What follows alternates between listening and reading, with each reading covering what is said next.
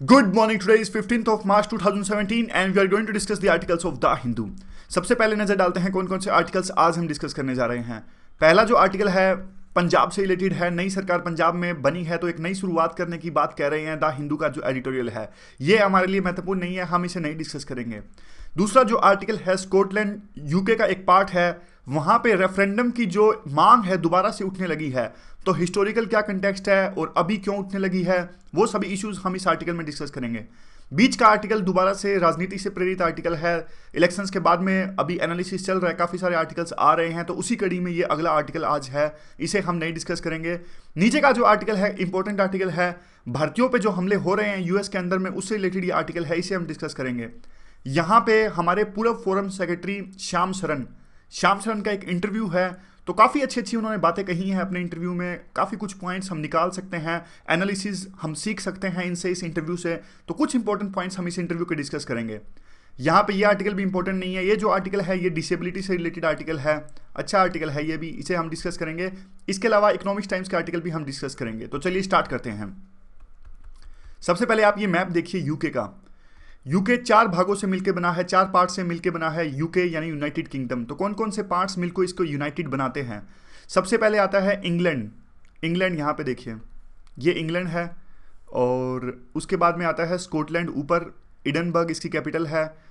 यहाँ पे आयरलैंड है ये पूरा, लेकिन आयरलैंड का जो ऊपर नॉर्दर्न आयरलैंड है वो सिर्फ यूके का पार्ट है, और नीचे वाला आयरलैंड है वो अलग से एक देश है, अलग से कंट्री है जिसका नाम है आयरलैंड, जिसकी राजधानी है डुबलिन।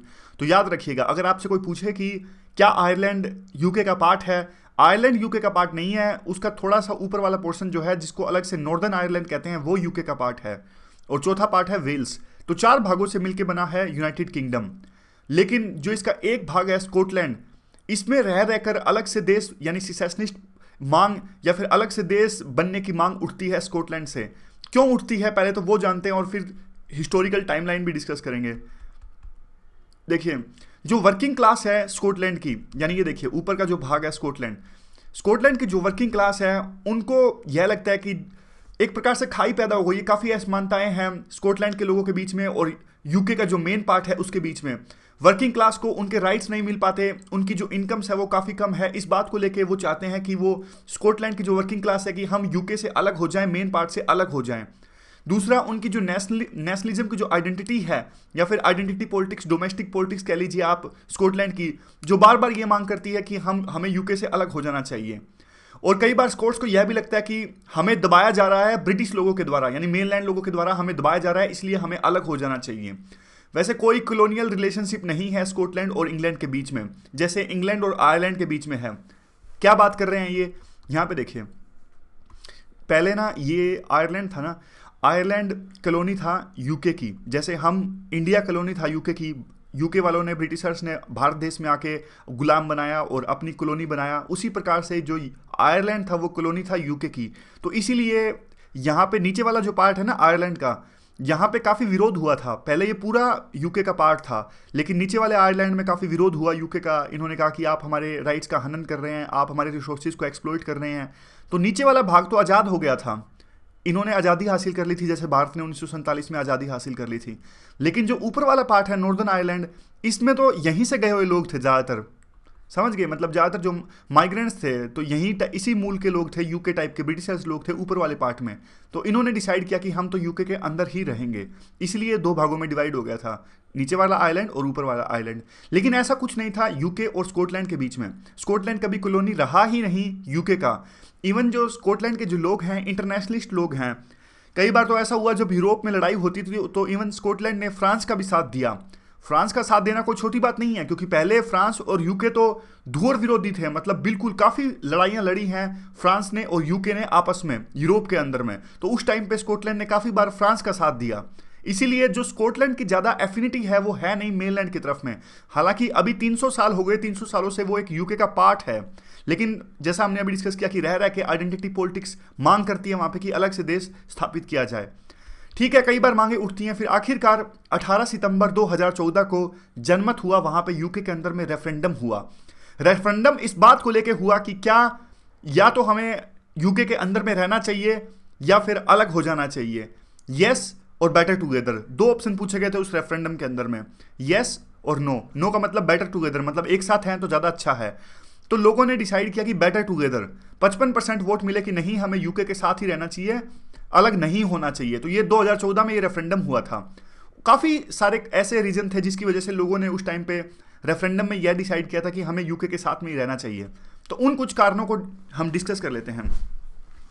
देखिए 55% लोगों ने इसलिए साथ दिया क्योंकि जो वहाँ के अमीर लोग हैं स्कॉटलैंड के, यानी स्कॉटलैंड के जो अमीर लोग हैं ऊपर के इस पार्ट के, उनका जो ज़्यादातर बिजनेस है वो तो यूके के अंदर ही है ना।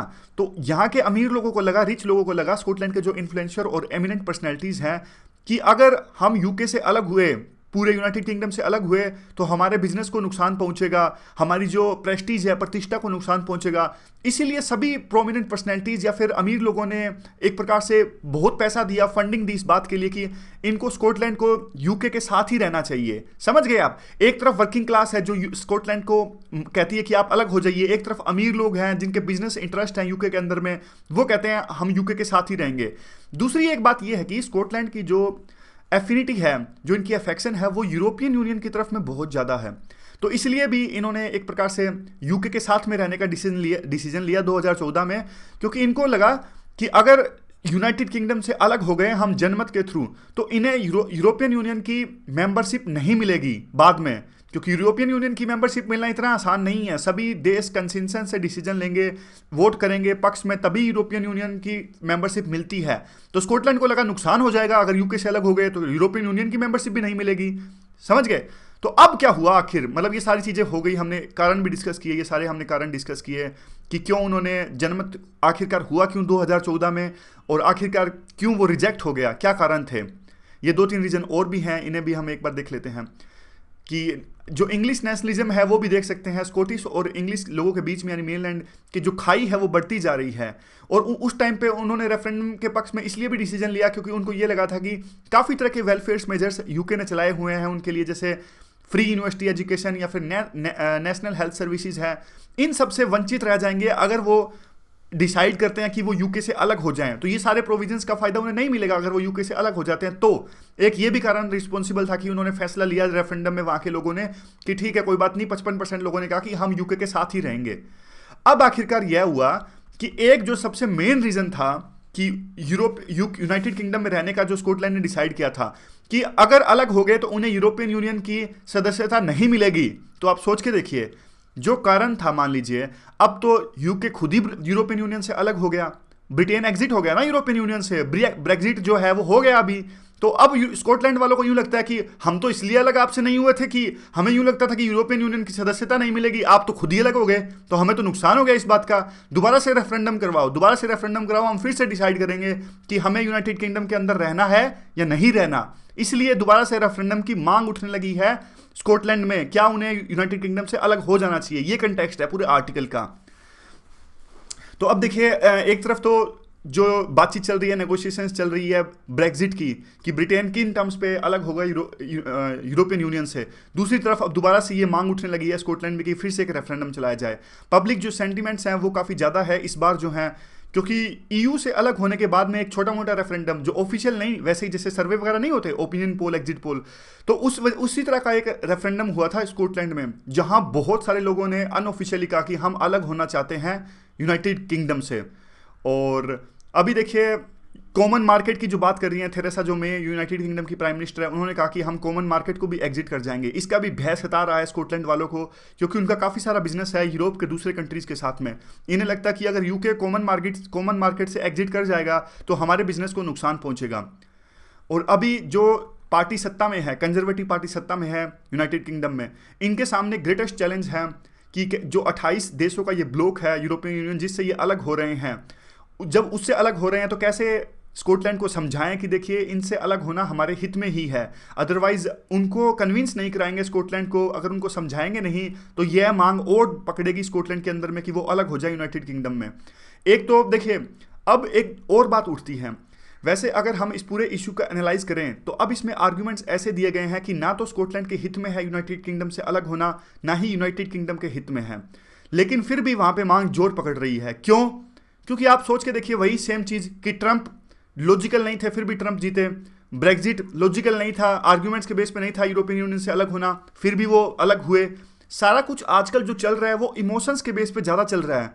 पोस्ट पोस्ट ट्रूथ इरा जो कि एक कंट्रोवर्शियल सॉरी पोस्ट ट्रूथ इरा जो कि एक कंट्रोवर्शियल टर्म है जिसकी बात करते हैं कि आजकल जो है लोग फैक्ट्स पे ध्यान ना देके इमोशंस पे ज़्यादा ध्यान देते हैं। वैसे ही स्कॉटलैंड के लोग भी अब इमोशंस पे ज़्यादा ध्यान देके अब वहाँ पे सेपरेशन की मांग वहाँ पे उठी है। अब जैसे लॉजिकल क्यों नहीं है, लॉजिकल इसलिए नहीं है क्योंकि देखिए स्कॉटलैंड का जो ज़्यादातर ट्रेड है ना वो यूके के अंदर ही होता है। अगर कॉमन मार्केट है भी नहीं तो क्या फ़र्क पड़ता है ना, उनका ज़्यादातर जो ट्रेड है उनका वो तो यूके के अंदर ही होता है। और ऊपर से ये देखिए जो नेशनल आर्ग्यूमेंट्स हैं इंडिपेंडेंस के बाद में, जो ये लंदन की यानी जो अलग हुए हैं, अभी लंदन अलग हुआ है, यूनाइटेड किंगडम अलग हुआ है यूरोपियन यूनियन से, तो बहुत ज़्यादा एक प्रकार से गैप आता जा रहा है सेंटीमेंट्स के बीच में। यानी स्कॉटलैंड के सेंटीमेंट्स कुछ कहते हैं, यूनाइटेड किंगडम जो मेनलैंड है उसके सेंटीमेंट्स कुछ अलग हैं, जो खाई है वो बढ़ती जा रही है जैसे हमने अभी डिस्कस किया। तो वे फॉरवर्ड में क्या आता है, वे फॉरवर्ड में आता है कि देखिए जब यूनाइटेड किंगडम का मेन आर्ग्यूमेंट यह था जब वो यूरोपियन यूनियन से अलग हुए कि उनको यूँ लगता था कि जो यूरोपियन यूनियन है हमारी सोवरेनिटी को हर्ट करता है, हमारे अंदर की पॉलिसीज में दखलंदाजी करता है। ऐसा आर्ग्यूमेंट था यूनाइटेड किंगडम का ब्रिटिशर्स का जब वो यूरोपियन यूनियन से अलग हुए। अब यही आर्ग्यूमेंट स्कॉटलैंड वाले दे रहे हैं। स्कॉटलैंड वाले कहते हैं कि यूनाइटेड किंगडम जो है, पूरा देश जो है हमारे अंदर में ज़्यादा दखलंदाजी कर रहा है। ये देखिए जो इनका जो स्ट्रक्चर है ना हमारी तरह नहीं है, आप इनको इंडिया से कंपेयर नहीं कर सकते। जैसे ये 4 पार्ट से बना है यूनाइटेड किंगडम, आप यूँ नहीं कह सकते कि जैसे इंडिया के 29 स्टेट्स हैं वैसे ही यहाँ के 4 स्टेट्स हैं। नहीं, इनका सिस्टम अलग है बिल्कुल ही। हमारा सिस्टम अलग है, इनका सिस्टम अलग है, यूनाइटेड स्टेट्स का सिस्टम भी अलग है। अगर मैं आपको थोड़ा सा बताऊँ तो हमारा तो देखिए सिस्टम यूँ है कि इनमें तो 50 स्टेट्स एक साथ मिलके आए थे और इन्होंने कहा था कि ठीक है अलग अलग रहेंगे, इससे अच्छा तो एक साथ रह सकते हैं। यूएसए का एग्जांपल मैं दूं तो आपको, यूएसए अपने स्टेट्स की जो बाउंड्रीज हैं, 50 राज्य हैं, वो बाउंड्रीज को छेड़ भी नहीं सकता, कुछ भी इसमें तोड़ मरोड़ नहीं सकता। मतलब जैसे स्टेट्स की बाउंड्रीज हैं कैलिफोर्निया, और उनकी बाउंड्रीज सेम की सेम रहेगी। हमारे देश में ऐसा नहीं है। हमारे देश में तो एक देश बना था, बाद में स्टेट्स तो इसलिए बनाए गए थे कि अपने काफ़ी रीजंस थे उसके लिए, एडमिनिस्ट्रेटिव मान लीजिए या फिर लैंग्वेज मान लीजिए, बहुत सारे रीजंस थे। हम चाहें तो अलग अलग स्टेट्स बना सकते हैं, बाउंड्रीज चेंज कर सकते हैं, 2 स्टेट्स को मिला के एक स्टेट बना सकते हैं। तो हमारा जो है काफ़ी देश फ्लेक्सिबल है, इसीलिए हमारा जो है वो यूनाइटेड नहीं कहते, यूनाइटेड इनके वाला है। तो यही कहते हैं, इसलिए मतलब कहते हैं ना हमारे देश में तो इतनी देर में तो बवाल उठ जाए कि कोई राज्य हमारे देश का कह दे कि भारत देश दखलंदाजी कर रहा है। तो हमारा सिस्टम बिल्कुल अलग है। तो यही कहते हैं कि स्कॉटलैंड वाले हैं वो सेपरेशन की बात करते हैं। जो देखिए इनके जो सेपरेशन की मांग है काफ़ी शॉर्ट साइटेड है, लंबी एक प्रकार से लंबी सोच इनकी नहीं है, क्योंकि जो सारे बाकी देश हैं वो भी स्कॉटलैंड की इस मांग का विरोध कर रहे हैं। स्पेन की देख लीजिए, स्पेन के देश में एक सेसेशनिस्ट मांग उठ रही है, स्पेन का एक पार्ट है वो भी अलग देश की मांग कर रहा है। तो स्पेन भी कभी समर्थन नहीं करेगा इस चीज़ का, क्योंकि अगर स्पेन समर्थन करेगा स्कॉटलैंड का तो स्पेन के अंदर जो मांग उठ रही है उसको भी बल मिलेगा। तो स्पेन ऐसा कभी नहीं चाहेगा। इवन जो खुद यूरोपियन यूनियन है वो भी नहीं चाहता कि यूरोप के देशों के छोटे छोटे टुकड़े हों, वो भी एक प्रकार से चाहता है कि जो अभी स्टेटस को है वो मेंटेन रहे। इसलिए स्कॉटलैंड की जो राह है इतनी आसान नहीं है, इसलिए स्कॉटलैंड को अलग देश की मांग नहीं करनी चाहिए। अगर वो मांग करना ही चाहते हैं तो वो किसी तरह का इकोनॉमिक पैकेज की मांग कर सकते हैं। वो कह सकते हैं कि यूनाइटेड किंगडम को, मान लीजिए आप तो अलग हुए हो यूरोपियन यूनियन से, लेकिन उसका नुकसान हमें ज़्यादा होगा, इसलिए आप किसी तरह का इकोनॉमिक पैकेज हमें दीजिए। तो इस आर्टिकल में इतना ही है। अगला आर्टिकल हम डिस्कस करते हैं अभी। देखिए एक बिल आया था rights of persons with disabilities 2016। ये बिल हमने डिस्कस भी किया था। क्या इंपॉर्टेंट प्रोविजंस थे, जो डिसेबिलिटी की डेफिनेशन थी वो बढ़ा दी थी, और पहले 7 तरह की डिसेबिलिटीज़ होती थी, अब इस नए बिल में 21 तरह की डिसेबिलिटी हैं। और डेफिनेशन बढ़ाने के बाद में काफ़ी तरह के राइट्स भी दिए गए थे दिव्यांग लोगों को इसमें। और एक गेम चेंजर था काइंड ऑफ, क्योंकि एक्सेसिबल इंडिया, सुगम्य भारत का एक प्रकार से आगमन हुआ था, स्टार्ट हुआ था उस कैंपेन का, जिसमें यह कहा गया था कि जो पब्लिक इंफ्रास्ट्रक्चर है या फिर जो भी डेली यूज़ की चीज़ें हैं उनको एक प्रकार से दिव्यांग एक्सेसिबल बनाया जाए। ऐसा बनाया जाए कि जो दिव्यांग है, डिसेबल्स हैं, वो भी उनको आसानी से यूज कर सकें। जैसे आप सोच के देखिए, आप ट्रेन्स में जाते हैं, रेलवे स्टेशन पे, तो कितनी मुश्किल आती है। जो लोग डिसेबल्स हैं काफ़ी मुश्किलात का सामना उनको करना पड़ता है। कई बार रेलवे स्टेशन पे व्हील चेयर अवेलेबल नहीं होती। जो नया इंफ्रास्ट्रक्चर बन रहा है जैसे कि एयरपोर्ट, मेट्रो, वो काफ़ी सेंसिबल है, लेकिन काफ़ी चीज़ें अभी भी आज भी ऐसी है। पब्लिक ट्रांसपोर्ट में भी काफ़ी चीज़ें दिक्कत आती हैं दिव्यांग को। तो उसी प्रकार से यह सिर्फ एक कागज़ का टुकड़ा नहीं था जो ये बिल आया था, उसने रास्ते खोल दिए थे डिसेबल्स के लिए कि कैसे वो इंफ्रास्ट्रक्चर को एक्सेस कर सकते हैं। और ये देखिए एक्सेसिबल इंडिया की जो हम बात कर रहे थे, department of empowerment of persons with disability, इन्होंने 2015 में ये कैंपेन चलाया था। बहुत ज़्यादा फोकस था इसमें कि जो दिव्यांग है उनको फिजिकल इंफ्रास्ट्रक्चर में एक्सेसिबिलिटी मिले, ना सिर्फ फिजिकल इंफ्रास्ट्रक्चर में बल्कि जो इंफॉर्मेशन एंड कम्युनिकेशन टेक्नोलॉजी है उनमें भी इनको एक्सेसिबिलिटी मिले, उसे भी ये एक्सेस करके आसानी से, इस तरह की मांग भी एक्सेसिबल इंडिया कैंपेन में की गई है। और उसके लिए कहा गया कि जो भी गवर्नमेंट होगी, चाहे वो स्टेट गवर्नमेंट होगी या फिर सेंट्रल गवर्नमेंट होगी, वो उपयुक्त कदम उठाएगी ताकि दिव्यांग लोगों को कोई भी चीज़ अगर उनको एक्सेस करनी है तो एक्सेसिबल फॉर्मेट्स में उनके लिए अवेलेबल हो। बस यही है। और अगली अब जो इंपॉर्टेंट बात ये आती है, ये जिस बात को लेकर क्रिटिसाइज करते हैं, ये कहते हैं एटीट्यूडनल जो बैरियर्स हैं वो अभी भी मौजूद हैं, जिसका एक ज्वलंत उदाहरण ये देते हैं। ये कहते हैं जो डिपार्टमेंट है डिसेबिलिटी का, इन्होंने अभी एक 74 पेज का डॉक्यूमेंट निकाला और उस डॉक्यूमेंट को अभी इन्होंने पब्लिक डोमेन में रखा है पब्लिक कमेंट्स को इनवाइट करने के लिए।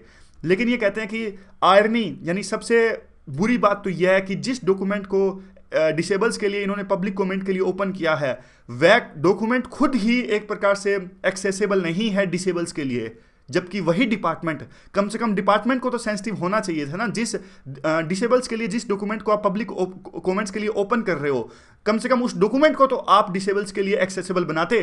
वो डॉक्यूमेंट तो है वो खुद ही उन्होंने डिसेबल्स फ्रेंडली नहीं बनाया है। जब तक कि देखिए घर से चेंज नहीं आएगा, जब तक कि खुद डिसेबिलिटी का जो डिपार्टमेंट है खुद ही सेंसिटिव नहीं होएगा, तो कैसे आप एक्सपेक्टेशंस कर सकते हैं, कैसे आप उम्मीद लगा सकते हैं कि जो बाकी लोग हैं वो इस बात को समझेंगे, वो बाकी लोग सेंसिटिव होंगे। तो पहले जो चेंज आना चाहिए वो घर से ही आना चाहिए, कम से कम डिपार्टमेंट को एक प्रकार से इस तरह की गलतियां नहीं करनी चाहिए। तो इसी के बारे में छोटा सा आर्टिकल था। अब चलते हैं हम अगले आर्टिकल की तरफ में। ये आर्टिकल है यूएस का। यूएस में जो भारतीय रह रहे हैं उनके बारे में। देखिए पिछले कुछ हफ्तों में 3 तरह की घटनाएं हुई और काफ़ी दुखदायक वो घटनाएं थी। हमारे जो भारतीय मूल के जो नागरिक थे वहाँ पे उन पे अटैक्स हुए। श्रीनिवास कुचिबोटला कैंसस में इन पे अटैक हुआ, और जो ये थे हार्निस पटेल साउथ कैरोलिना पे अटैक हुआ, और दीप राय इन पे अटैक हुआ वाशिंगटन के अंदर में। ये वेल सेटल्ड इंडियंस हैं अमेरिका के अंदर में, और इन पर गोलियां चलाई गई और इनमें से 2 लोगों की मौत हो गई। और जब भी हथियारों ने इन पे गोलियां चलाई तो उन्होंने इस तरह के नारे लगाए कि आप अपने देश में लौट जाइए, आप हमारे देश से चले जाइए, इस तरह की बात कही हथियारों ने। तो एक प्रकार से बहुत ज़्यादा विजिबल केसेस हैं ये। तो इसके अलावा भी बहुत सारी ऐसी घटनाएं होती हैं जो इंडियन अमेरिकन्स हैं उनके खिलाफ में अमेरिका के अंदर में, यूएस के अंदर में। जिस प्रकार से जब से यूएस के नए राष्ट्रपति ट्रंप ने ऑफिस ज्वाइन किया है, तो इस तरह के जो केसेस हैं वो बढ़ते जा रहे हैं। जो फ्रिंज एलिमेंट्स हैं, यानी जो पहले से जिन्होंने अपनी जो भावनाएं थी, सेंटिमेंट्स थी, नेटिव जो लोग हैं वहाँ के मूलतः जो रहने वाले लोग हैं, उनकी जो भावनाएं हैं इमिग्रेंट्स के खिलाफ में, वो पहले दबी हुई थी, अब बाहर आने लगी हैं। ट्रंप के ऑफिस ज्वाइन करने के बाद में उनकी जो भावनाएं हैं उनको बल मिला है और वो अपनी भावनाएं एक्सप्रेस कर रहे हैं इस प्रकार के अटैक्स के थ्रू में।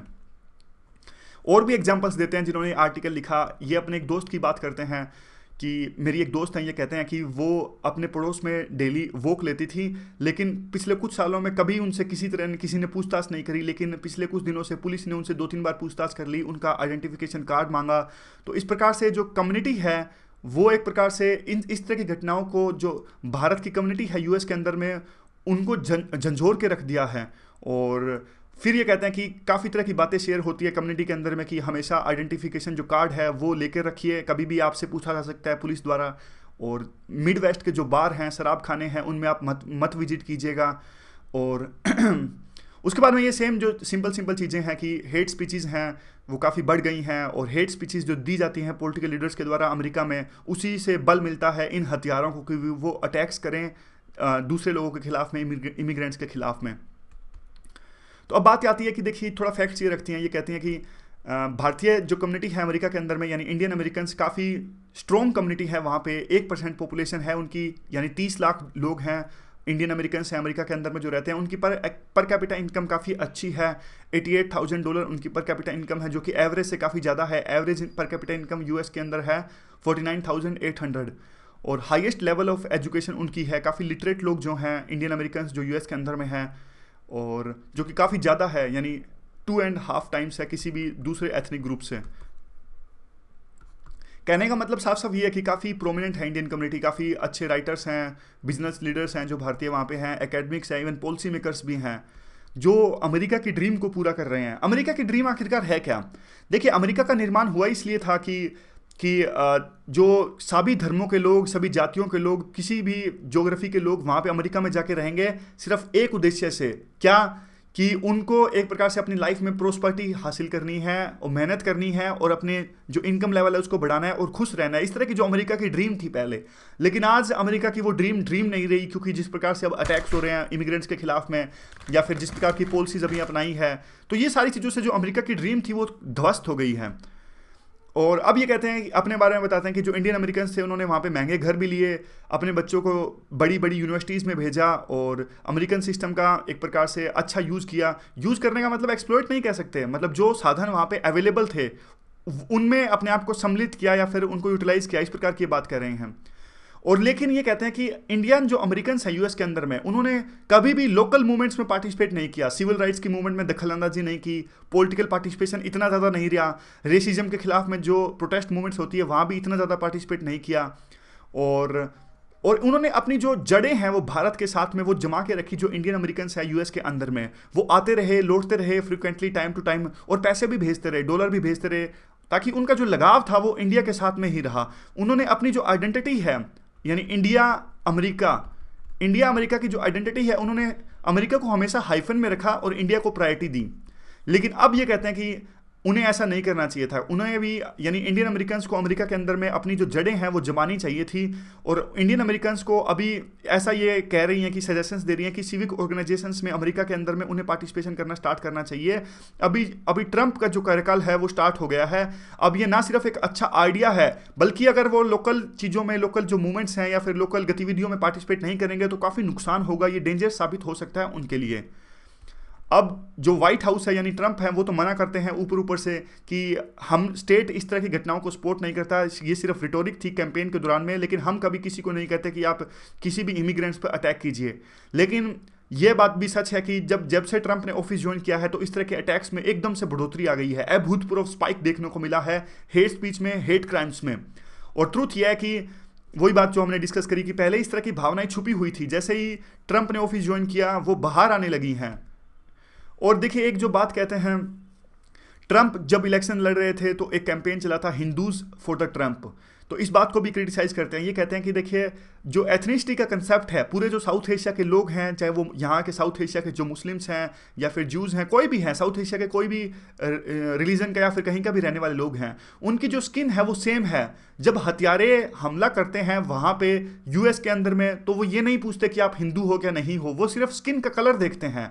तो यह कहना, जिस प्रकार की पहले मांग उठी थी कि जो हिंदूज हैं वो अलग हैं, उन पे अटैक नहीं करेंगे जो हथियारे हैं, लेकिन हथियारों के लिए सब सेम है, वो बात अलग है। किसी को पता ही नहीं होता कि कौन किस धर्म से रिलेटेड है, वो बात। अब देखिए, जिन्होंने अटैक किया हथियारों ने, इन 3 घटनाएं जो हमने डिस्कस करें, उस अटैक्स में इन्होंने कहा कि जिन पे हमने अटैक किया उनको हमने यह समझा कि या तो वो ईरान से थे या फिर अरब मुस्लिम्स थे, लेकिन देखिए स्किन का कलर ही ऐसा है, सबका सेम है, क्या हिंदू, क्या मुस्लिम, क्या ज्यूज़, क्या सिखाई, कुछ भी, सब सेम है, स्किन सेम है। तो इस तरह की चीज़ों में हमें नहीं पढ़ना चाहिए, ये कहते हैं, सजेशंस दे रहे हैं। वे फॉरवर्ड क्या है?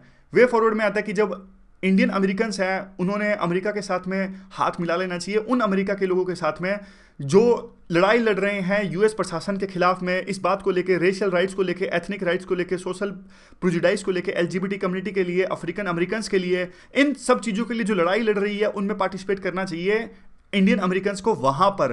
और एक प्रकार से रास्ता भी तैयार करना चाहिए कि और भी कोई इमिग्रेंट अगर यूएस के अंदर में आना चाहता है तो वो आए, बेखौफ होके आए, और जो अपनी ड्रीम है पैसा कमाने की या फिर प्रोस्पेरिटी हासिल करने की, अमेरिका की जो ड्रीम है उसको फिर से रिवाइव करे और उसमें अपनी भागीदारी सुनिश्चित करे, इस तरह की ये बात कहते हैं। तो ठीक आर्टिकल है, 3-4 पॉइंट हम यूज कर सकते हैं इसके अंदर में। देखिए, ऐसा कुछ है नहीं, अमेरिका की जो ड्रीम है, क्यों अमेरिका की ड्रीम पूरा करें ना, वैसे तो आइडियल सिचुएशन तो यही होनी चाहिए कि आप इंडिया की ड्रीम पूरी करो ना, आप यूएस में जा ही क्यों रहे हो, हमारे भारत को आप यहाँ पे डेवलप करने की कोशिश करो, सीधी सी बात तो यही है। इंडिया और यूएस। अब अगला जो आर्टिकल है ये श्याम शरण का आर्टिकल है। श्याम शरण हमारे फॉर्मर फॉरेन सेक्रेटरी है, तो इनसे काफ़ी तरह के क्वेश्चंस पूछे गए, तो काफ़ी कुछ सीख सकते हैं हम इनके विचारों से। एनालिसिस पावर हमारी काफ़ी अच्छी हो जाती है, ये इस तरह के जो इंटरव्यूज़ आते हैं तो हमें एक प्रकार से सोचने का मौका मिलता है, किस प्रकार से ये लोग सोचते हैं, और बाकी जो इनके पॉइंट्स हैं वो तो अच्छे होते ही हैं जिन्हें हम यूज़ कर सकते हैं अपने आंसर्स के अंदर में। तो इनसे जब क्वेश्चन पूछा गया कि जिस प्रकार से अब यूएस में ट्रंप का प्रशासन आया है, ट्रंप ने ऑफिस ज्वाइन किया है, तो इंडिया को कैसे अपने रिलेशंस शेप करने चाहिए, तो ये कहते हैं, ये सजेशंस देते हैं कि देखिए इंडिया को रियलिटी से वाकिफ हो जाना चाहिए, सच्चाई से वाकिफ हो जाना चाहिए। क्या सच्चाई है? सच्चाई यह है कि ट्रंप जो है अपने घरेलू मुद्दों पर खुद ही उलझे हुए हैं। यानी जो ट्रंप की घरेलू राजनीति है उसमें ट्रंप का अभी भी, यानी ऑफिस ज्वाइन करने के बाद में भी काफी तरह का विरोध हो रहा है। जो वाशिंगटन के एलिट्स लोग हैं, जो अमीर लोग हैं वहां पे, वो ट्रंप को जीने नहीं दे रहे।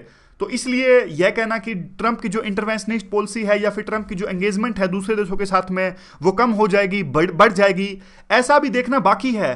क्योंकि ट्रंप ने अभी तक, अब 2-3 महीने हो गए ट्रंप को ऑफिस ज्वाइन करे, 2 महीने हो गए, उन्होंने बाहर इस तरह का कुछ सिग्नल दिया ही नहीं। ट्रंप देखिए यूएस हमारे लिए इसलिए इंपॉर्टेंट है, काफ़ी चीज़ों में हम यूएस के पिछले 2 दशकों में हम पार्टिसिपेट कर रहे हैं। उनके हम हथियार काफ़ी खरीदे हैं, हमने उनसे लिमोआ एग्रीमेंट साइन किया मिलिट्री बेसिस यूज़ करने के लिए।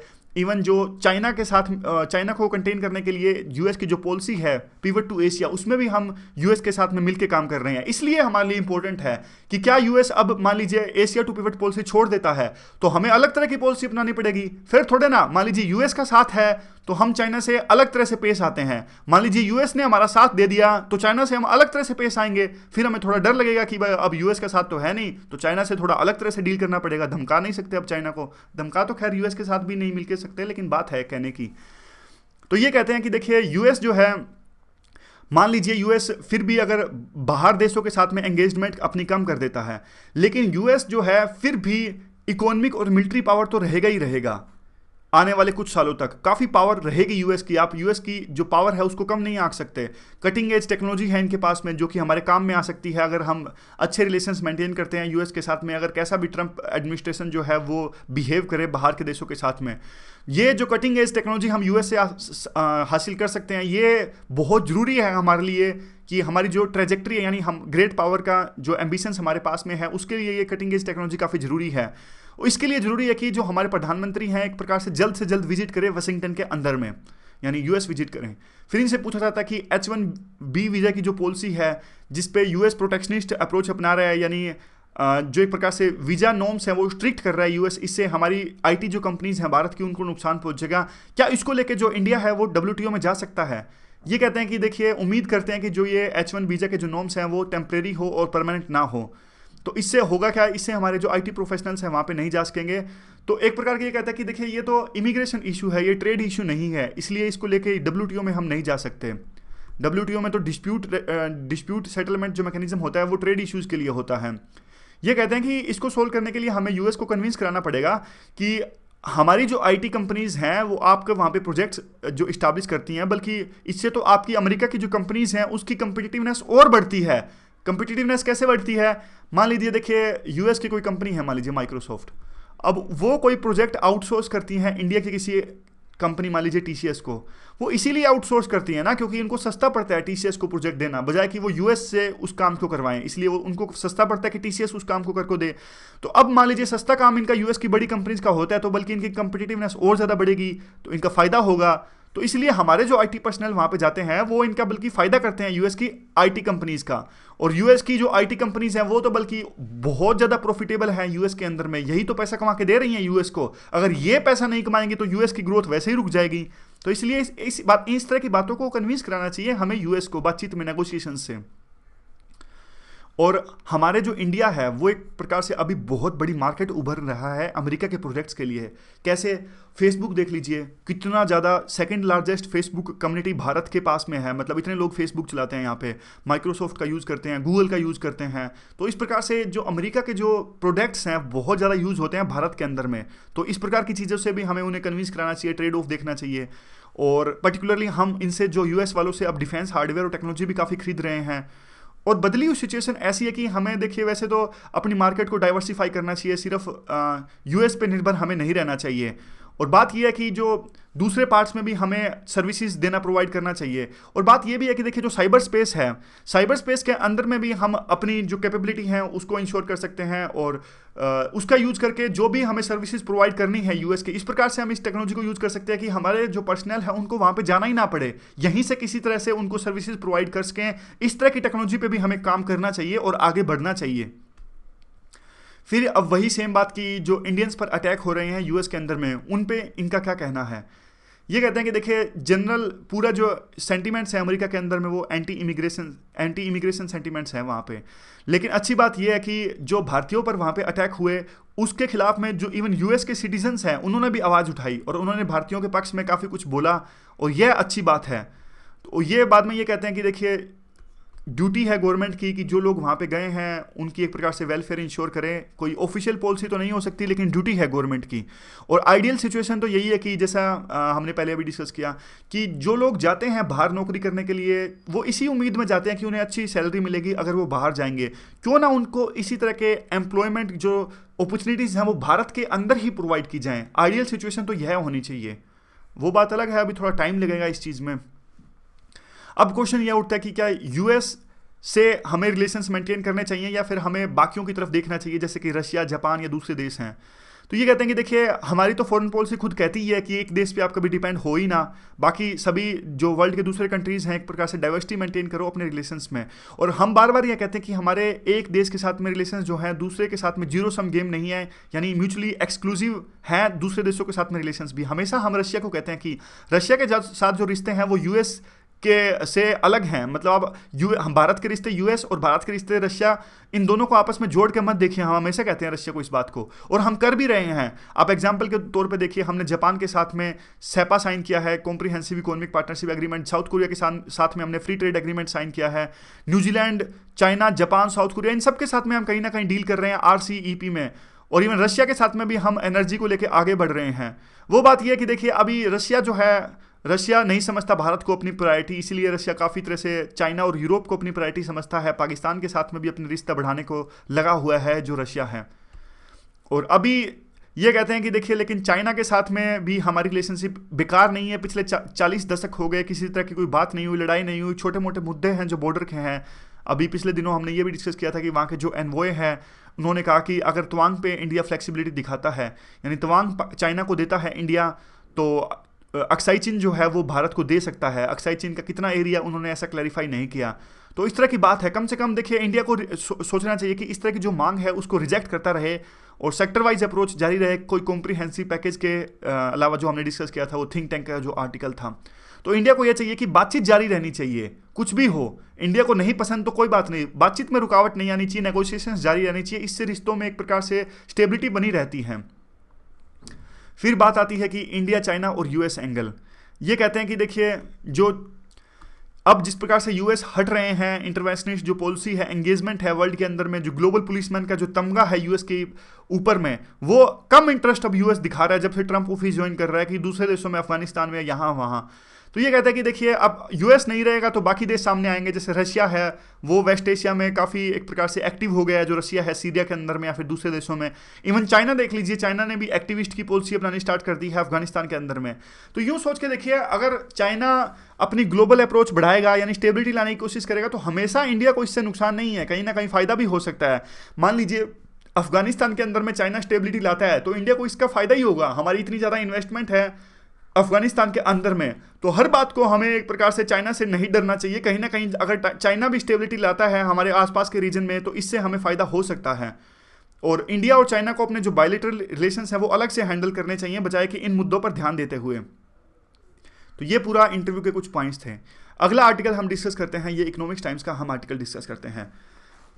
IISc institute of science Bangalore, यहाँ पे देखिए Indian institute of science IISc, ये बेंगलोर में है।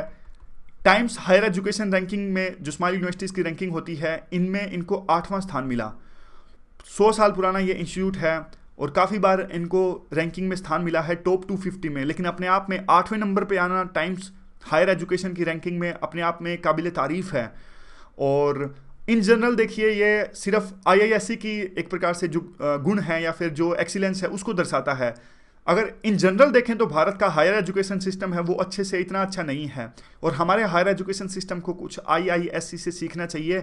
और जो इनका ब्लूप्रिंट है, जिस प्रकार से इन्होंने काम किया है, वही ब्लूप्रिंट हमें अपनाने की कोशिश करनी चाहिए जो हमारे दूसरे हायर एजुकेशन इंस्टीट्यूशंस हैं उनके अंदर में। अगर देखिए हम हायर एजुकेशन इंस्टीट्यूशन की बात करें तो वो होते किस लिए हैं। हायर एजुकेशन जो इंस्टीट्यूशंस होते हैं जैसे यूनिवर्सिटीज़ वगैरह, इनका उद्देश्य होता है नॉलेज या फिर वैल्यूज़ क्रिएट करना किसी भी सिचुएशन में। उनका उद्देश्य होता है, अगर साइंस की बात करें तो कटिंग एज रिसर्च करना, साइंस के अंदर में टेक्नोलॉजी डेवलप करना, इंजीनियरिंग या फिर मेडिसिन के अंदर में। अगर सोशल साइंस की बात करें तो उनका उद्देश्य होता है कि ऐसे इंस्टीट्यूशंस का निर्माण करना या फिर ऐसे इंस्ट्रूमेंट्स का निर्माण करना जो कि सोशल और इकोनॉमिक क्वेश्चंस को हैंडल करते हैं। और दूसरा उद्देश्य एक यूनिवर्सिटी या फिर हायर एजुकेशन इंस्टीट्यूशंस का होता है कि वो ह्यूमन रिसोर्स की क्वालिटी को मेंटेन करे और ह्यूमन रिसोर्स की क्वालिटी यानी जो लोग होते हैं उनकी क्वालिटी को आगे बढ़ाए, जिनका इंपैक्ट पड़ता है सिस्टम पे भी और पॉलिसीज पे भी, क्योंकि आगे जाके ह्यूमन रिसोर्स हैं यानी लोग ही तो बनाते हैं, यानी पर्सन्स तो ह्यूमन बीइंग जो डेवलप करते हैं, जो सिस्टम होती है फिर पॉलिसीज जो होता है। और लेकिन हमारे जो इंडियन इंस्टीट्यूशंस हैं वो खास करके कॉन्सेंट्रेटेड हैं टीचिंग पे या फिर अंडर ग्रेजुएट लेवल की टीचिंग पे ज़्यादा कॉन्सेंट्रेट करते हैं और R&D पे, रिसर्च एंड डेवलपमेंट पे या फिर नॉलेज लेवल क्रिएट करने पे ज़्यादा फोकस करते नहीं हैं। अब ये बात कहते हैं कि देखिए वे फॉरवर्ड में कि हमारे इंस्टीट्यूशंस भी अभी एक कॉलोनियल लिगेसी की एक प्रकार से वैसा ही बिहेव कर रहे हैं जैसे ब्रिटिश इरा में वो करते थे। उनका मेन उद्देश्य नॉलेज लेवल क्रिएट ना होकर उनका मेन उद्देश्य सिर्फ यही है कि एडमिनिस्ट्रेशन में किसी प्रकार का सहयोग लिया जा सके हायर एजुकेशन इंस्टीट्यूशंस पे। इसी प्रकार का उद्देश्य ब्रिटिश इरा में भी था। अब देखिए जो वर्ल्ड है बहुत ज़्यादा ग्लोबलाइज हो रहा है और बहुत ज़्यादा ऑटोमेशन आ रहा है वर्ल्ड के अंदर में, तो जरूरत यह है कि हम हमारे एजुकेशन सिस्टम को रीओरिएंट करें और इस प्रकार से बनाएं कि वो नॉलेज लेवल क्रिएट करें। हमें जो डिग्री लेवल पे फोकस होता है, यानी हमारे जो हायर एजुकेशन इंस्टीट्यूशंस हैं वो डिग्री लेवल पे ज़्यादा फोकस करते हैं, तो इस बात से आगे जाके हमें यह देखना चाहिए कि किस प्रकार से हायर एजुकेशन इंस्टीट्यूशंस का यूज किया जा सकता है कि नॉलेज को क्रिएट करने में और रिसर्च एंड डेवलपमेंट में ज़्यादा किस प्रकार से वो लोगों का जीवन है वो और ज़्यादा सुगम बना सकते हैं, बजाय इसके कि डिग्री पे फोकस हो। और IISc जो है एक तरह का मॉडल तैयार करता है, तो यही IISc के सक्सेस से हम सीख सकते हैं हमारे जो बाकी इंस्टीट्यूशंस हैं, हायर एजुकेशन के जो इंस्टीट्यूशंस हैं उनमें भी एक प्रकार से एक्सीलेंस लाने की हमें आवश्यकता है। तो आज के डिस्कशन में बस इतना ही। Thank you very much for discussion.